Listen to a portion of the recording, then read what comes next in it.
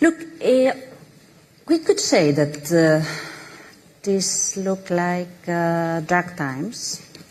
Some denying science and data, others delaying actions and solutions. Even a few challenging global governance and cooperation, or, more surprisingly, witnessing how for the first time there are cargoes leaving Chinese ports, reaching the United Kingdom through the Arctic. So new realities, climate change redrawing the maritime transport maps, connecting new regions at the price of refueling, ice loss in the Arctic. But here we are. Here you are. You all know that climate action works and that we need more. Things have moved in these last 10 years since we signed the Paris Agreement, but it's not enough. It's been real progress, but it's not enough. We signed this agreement thinking that it was one of the most enduring expressions of multilateral cooperation in modern history. So, even if we could think that this is difficult, it is working. The trends of change are real. And we know that it is important to remind ourselves how we should stand up.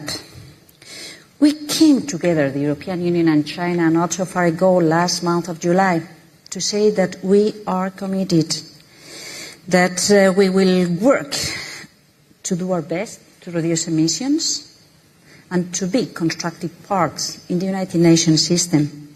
There are an increasing number of Latin American, African countries building development based on green and fair development, climate-proof development.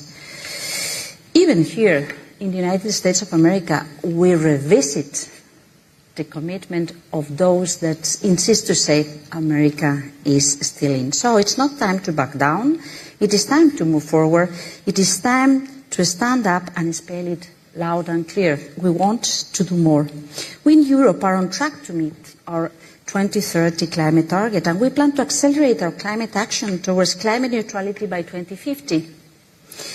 We want to be a well-performing economy. And in order to do so, we need to dive in our clean industrial deal, implementing the enablers that will allow us to create wealth and long-lasting prosperity. We speak about security. It's not easy times.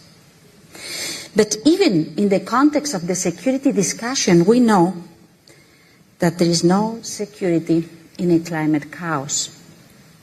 So building resilience, preparedness, ensuring availability of key primary resources such as water, foods, health, energy in the new climate reality is a must for all of us. We need to be strong enough to defend our values.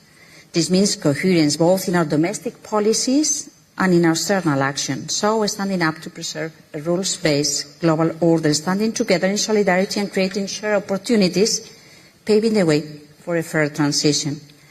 And we will come up with a contribution, with a nationally determined contribution of the European Union in full consistency with our goal to be fully decarbonized by 2050. But yes, the world is shifting and a new geopolitical order is emerging, whether we stick to fossil economy or we move towards a clean and efficient model. Take the example of energy in Europe.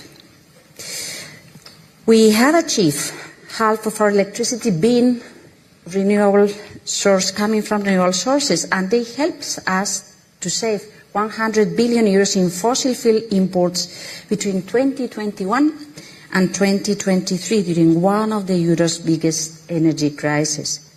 Of course, we still need to do much more.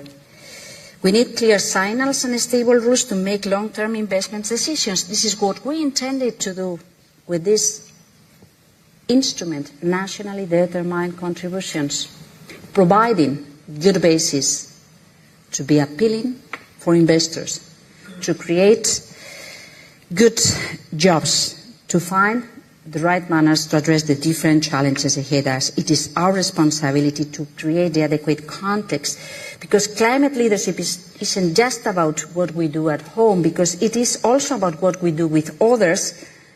Achieving decarbonization and prosperity is something that deserves an engaged participation in the multilateral context. It is not a competition of the few. It has to be a shared effort so that anyone experiencing a growing fear that the world is losing its way does not dismay.